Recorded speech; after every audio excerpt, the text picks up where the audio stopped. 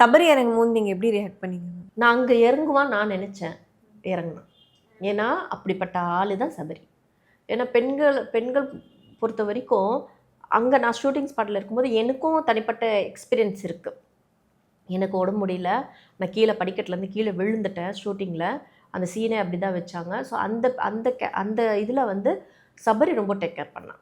அந்த மாதிரி கேரக்டர் தான், ரொம்ப ரகடா ஆட்டிடியூட் காமிக்கிற அந்த மாதிரி சீனே இல்லை அவங்ககிட்ட. அவர் ரொம்ப ஸ்மூத்தாக எல்லாரையும் ஹேண்டில் பண்ணிக்கிட்டு, எல்லாருமே நமக்கு வேணும், எல்லாருமே நம்ம ஆட்கள் தான் அப்படின்ற நம்ம செட்டுக்குள்ளே நம்ம வேலை பார்த்தா நம்ம உறவுக்காரங்க நம்ம ஃபேமிலியில் எப்படி இருக்குமோ அது மாதிரி தான் பார்த்துப்பான். அம்மாவா, அப்பாவா, அண்ணனா, தம்பியா, அந்த மாதிரி ஒரு ஃபிக்ஸ் மைண்டை வச்சுக்கிட்டு கலகலன்னு போகிற அந்த கேரக்டர் தான் சபரி. அங்கே நடிக்கிறான், கொள்கிறான், ஆக்டிங் பண்ணுறான்றதுல அது உங்களுக்கு எப்படி தெரியும் அவன் நடிக்கிறான்ட்டு? கூட நடித்தவங்க பழகுனவங்க நமக்கு தெரியும் அவன் நடிக்கிறானா இல்லையான்ட்டு. உங்களுக்கு எப்படி தெரியும்? சும்மா வந்து பேசணும்னு பேசக்கூடாது. அவன் எப்படி வெளியே இருந்தானோ சபரி, அதே தான் உள்ளவும் இருக்கான். அவனோட ரியல் கேரக்டரை பெண்களை ரொம்ப மதிக்கிற கேரக்டர்.